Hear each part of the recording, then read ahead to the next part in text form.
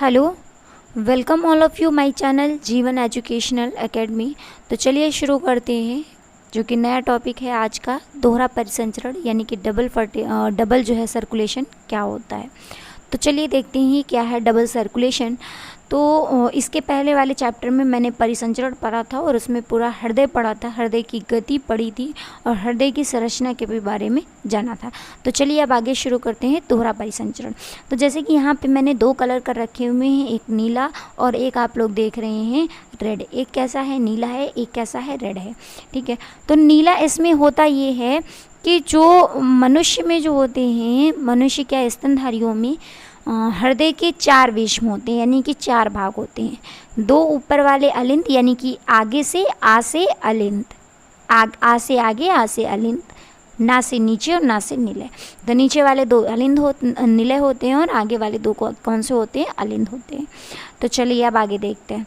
तो ये जो आगे वाले दो अलिंद हैं, तो इसमें क्या होता है कि ये हमारी यहाँ पे जो हमने लिख रखा है दैहिक कोशिकाएं, क्या रखा है, दैहिक कोशिकाएं। तो दैहिक कोशिकाओं में क्या होता है कि जो अशुद्ध रुधिर बनता है, अशुद्ध रुधिर, वो इन बहुत सारी सिराओं से हो करके एक जाता है कहाँ पर, महाशिरा में। कहाँ पे जाता है, महाशिरा में। और महाशिरा से फिर कहाँ पे जाता है, दाएं अलिंद में। ठीक है, दाएं अलिंद से फिर कहाँ पे जाता है, दाएं निलय में।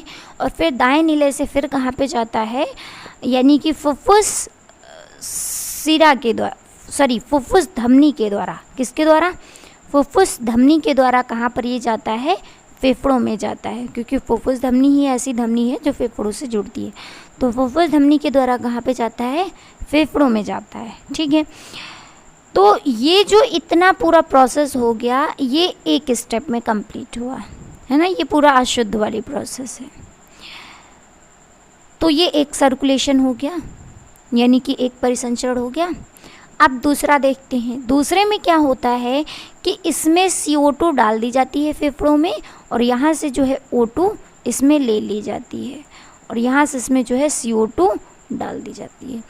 तो जब O2 इसमें ले जाती है, तो ये O2 किस में आती है, फुफ्फुस शिरा में। किस में आती है, फुफ्फुस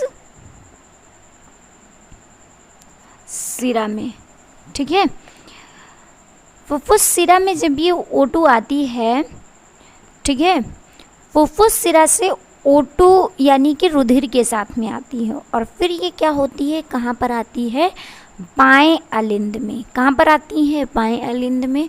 और बाएं अलिंद से कहाँ पर आती है, बाएं निलय में। और बाएं निलय से फिर ये रुधिर कहाँ पे जाता है, बाएं निलय से फिर ये रुधिर कहाँ जाता है, महाधमनी में। ये जो रेड वाली ये दिख रही है महाधमनी, महाधमनी से फिर होता हुआ कहाँ पर जाता है, हर एक प्रत्येक धमनियों में जाता है, और धमनियों द्वारा फिर कहाँ पे जाता है, दैहिक कोशिकाओं में, यानी कि जो शरीर की देह में, दैहिक मतलब देह, देह का मतलब शरीर, शरीर की कोशिकाओं में जाती हैं। ठीक है, तो यही है दोहरा परिसंचरण।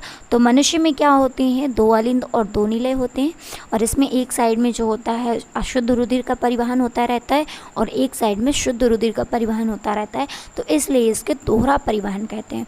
जैसे कि मैंने बताया था कि जो पंपिंग की प्रोसेस होती है, एक होता है प्रसारण अवस्था, प्रसारण, और जिसको हम लोग क्या कहते हैं, प्रकुचन कहते हैं। ठीक है, और एक होती है शिथिलन अवस्था। कौन सी होती है, शिथिलन। तो शिथिलन अवस्था में एक होती है प्रकुचन और एक होती है शिथिलन। ठीक है, तो प्रकुचन में क्या होता है कि इसमें से ये अशुद्ध रुधिर और ये शुद्ध रुधिर दोनों एक साथ में गिरते हैं, तो इस समय इसका आयतन क्या हो जाता है, बढ़ जाता है। आयतन क्या हो जाता है, बढ़ जाता है, क्योंकि ये शिथिलन अवस्था में होता है।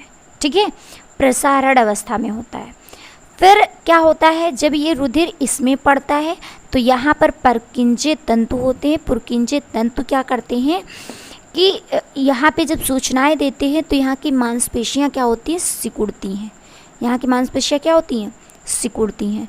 तो जब ये नीचे वाला पोर्शन सिकुड़ता है ना, तो सिंपल सी बात है, रुधिर ऊपर की तरफ जाता है। ऊपर की तरफ यहाँ पर ये जो लगे हुए त्रिवलनीय कपाट हैं, कौन से, ये वाले त्रिवलनीय कपाट, ये अलिंद में नहीं, यहाँ पे द्विवलनी, यहाँ पे त्रिवलनी, ये ऊपर नहीं जाने देते हैं, इस अलिंद में रुधिर नहीं जाने जाते हैं। तो रुधिर कहाँ पे जाता है, यहाँ से जो है जाता है किसमें, फुफ्फुस धमनी में, और यहाँ से किस में जाता है, महाधमनी में। महाधमनी से पूरे शरीर में जाता है और फुफ्फुस धमनी से फेफड़ों में जाता है। ठीक है, तो ये जो होता है दोनों साथ में होता है, दोनों शुद्ध और अशुद्ध रुधिर दोनों एक साथ में अलिंद में गिरते हैं। कहाँ पे गिरते हैं, अलिंद में।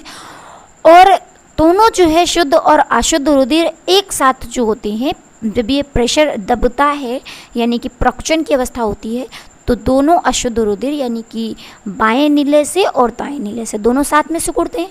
तो यहाँ से दोनों से रुधिर जो है निकलता है, एक जाता है महाधमनी में जो कि शरीर में आता है, और एक जाता है फेफड़ों में।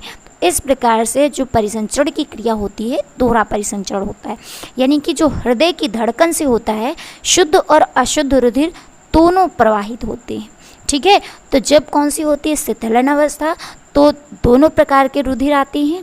एक फेफड़ों से शुद्ध रुधिर आता है बाएं अलिंद में, और शरीर से जो होता है आता है यानी कि महाशिरा के द्वारा कहाँ पर, दाएं अलिंद में। और जब इसको हम क्या करते हैं, नीचे से ये दबता है, यानी कि कौन सी अवस्था होती है, प्रकुचन की। प्रकुचन मतलब सिकुड़ना, कुंचन, सिकुड़ना। तो जब सिकुड़ता है तो सिकुड़ने की अवस्था में क्या होता है कि इसमें का जो ये नीला वाला यानी कि अशुद्ध रुधिर होता है वो जाता है फुफ्फुस धमनी में, और यहाँ का जो ये रुधिर होता है वो किस में जाता है, महाधमनी में, जो कि किस में जाता है, शरीर में। तो प्रकुचन और यानी कि ये शिथिलन, आयतन फैल जाता है, और ये प्रकुचन।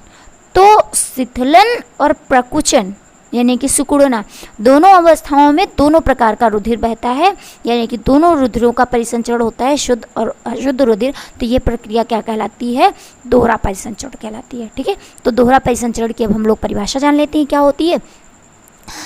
तो देखते हैं दोहरा परिसंचरण की परिभाषा क्या है। चलिए ठीक है, मनुष्य में 4 वेश्म होते हैं, यानी कि 4 कक्ष्म होते हैं, 2 अलिंद और 2 निलय। इसलिए मनुष्य में परिवहन के 2 चरण होते हैं। पहला चरण कौन सा होता है, पहले चरण में क्या होता है कि शरीर का अशुद्ध रुधिर जो होता है दाहिने अलिंद में आकर के गिरता है, जैसे अभी मैंने बताया, और फिर दाहिने अलिंद से दाहिने लीने में जाता है, और दाहिने लीने से फिर फेफड़ों में जाता है। ये पहला हो गया। दूसरे स्टेप में क्या होता है, इसमें क्या होता है, फेफड़ों से रुधिर हृदय में आता है, और क्या होता है, बाएं अलिंद में एकत्रित होकर के बाएं अलिंद से कहाँ पे जाता है, बाएं नीले में जाकर के महाधमनी से विभिन्न भागों में, शरीर के विभिन्न भागों में जाता है। ठीक है, तो एक ये वाला और एक ये वाला दोहरा परिसंचरण हो गया। तो चलिए ठीक है, अब इसके बाद में दोहरे परिसंचरण के बाद में एक छोटा सा टॉपिक बचा हुआ था, जैसे कि हमने कहा परिसंचरण जो होता है वो 2 प्रकार से होता है। कितने प्रकार से होता है बेटा, 2 प्रकार से। एक रुधिर परिसंचरण और एक कौन सा होता है, लसिका परिसंचरण। तो चलिए अब आगे देखते हैं कि लसिका परिसंचरण क्या है। ठीक है, तो जैसे हम लोगों ने देखा कि रुधिर परिसंचरण में क्या होता था कि लसिका होता था, रुधिर होता था, रुधिर वाहिनियाँ होती थी, है ना, उसी तरीके से, और हृदय होता था। मेन किस में होता था, हृदय परिसंचरण में। उसी तरीके से लसिका परिसंचरण में क्या होता है, लसिका होता है, लसिका वाहिनियाँ होती हैं, लसिका ग्रंथियाँ होती हैं। इनका कुछ खास मतलब नहीं है, मेन जान लो जो तुम लोगों के लिए ज़रूरी है। क्या आता है, लसिका एक क्या है, रंगहीन तरल पदार्थ है, मतलब विदाउट कलरलेस है, इसका कोई कलर नहीं होता है, इसका कोई रंग नहीं होता है। ठीक है, रंगहीन होता है। और क्या होता है, रुधिर वाहिनियों से जो प्लाज्मा होता है, WBC है, जो छन करके इस द्रव में आता है, वही क्या बना लेता है, लिम्फ, यानी कि लसिका कहते हैं, उसी को लसिका कहते हैं। फिर ये क्या होता है कि ये ले जाया जाता है कहाँ पर, रुधिर कोशिकाओं के द्वारा, जहाँ पर फिर से ये जो है प्लाज्मा और WBC किसमें, रुधिर वाहिनियों में जा सके। ठीक है, अब क्या होता है कि लसिका के अणु जो होते हैं वो WBC की भांति जीवाणुओं तथा विषाणुओं का, किसका बेटा, विषाणुओं का भक्षण करते हैं। जीवाणुओं तथा विषाणुओं को क्या करते हैं, नष्ट करते हैं, यानी कि उनका भक्षण करते हैं। ठीक है, फिर लसिकांग यानी कि लसिका तंत्र में ही क्या होता है, लिम्फोसाइट्स का निर्माण होता है, जो कि लसिका में मुक्त किए जाते हैं। तो ये जो लसिका तंत्र के द्वारा जो है लिम्फोसाइट का निर्माण होता है, और हमने बताया था लिम्फोसाइट यानी कि WBC में पाए जाते हैं, T लिम्फोसाइट, B लिम्फोसाइट, जो कि क्या करते हैं, प्रतिरक्षा का कार्य करते हैं, WBC में पाए जाते हैं। तो ये भी क्या करते हैं, प्रतिरक्षा का कार्य करते हैं। ठीक है, तो लगभग सेम प्रोसेस होती है। अब बस मेन अंतर क्या होता है वो जान लेते हैं। मेन अंतर इसमें ये होता है कि रुधिर में जो होता है लाल रुधिराणु होते हैं और इसमें लाल रुधिराणु नहीं होते हैं। इसमें O2 तथा पोषक पदार्थ अधिक होते हैं, जबकि इसमें O2 तथा पोषक पदार्थ क्या होते हैं, कम होते हैं। इसमें CO2 तथा उत्सर्जी पदार्थ कम होते हैं रुधिर में, तो लसिका में CO2 तथा उत्सर्जी पदार्थ क्या होते, अधिक होते। मेन अंतर ये होता है, लसिका जो है लाल नहीं होती है, इसमें पोषक पदार्थ कम मात्रा में होते हैं, ऑक्सीजन भी कम मात्रा में होता है, और क्या होता है कि यानी कि जो CO2 होता है यानी कि उत्सर्जी जो पदार्थ होता है, कार्बन डाइऑक्साइड जो होता है वो अधिक होते हैं। जबकि रुधिर में क्या होता है, ये लाल रंग के होते हैं, इसमें O2 और पोषक पदार्थ अधिक होते हैं, जैसे कि मैंने बताया ही था, और कार्बन डाइऑक्साइड तथा उत्सर्जी पदार्थ क्या होते हैं, इसमें कम होते हैं। ठीक है, तो चलिए ये था हम लोगों का फिलहाल रुधिर परिसंचरण तंत्र, पूरा परिसंचरण तंत्र हम लोगों ने कवर किया, अच्छे से कवर किया, 2 शायद क्लासों में कवर हुआ है। तो अब इसके बाद में अगला टॉपिक आप लोगों का रहेगा उत्सर्जन, जो भी क्या है मोस्ट इम्पॉर्टेंट है। तो चलिए उसको आगे कवर करते हैं। धन्यवाद, थैंक यू, बने रहिए, चैनल को लाइक, सब्सक्राइब और शेयर ज़रूर कीजिए।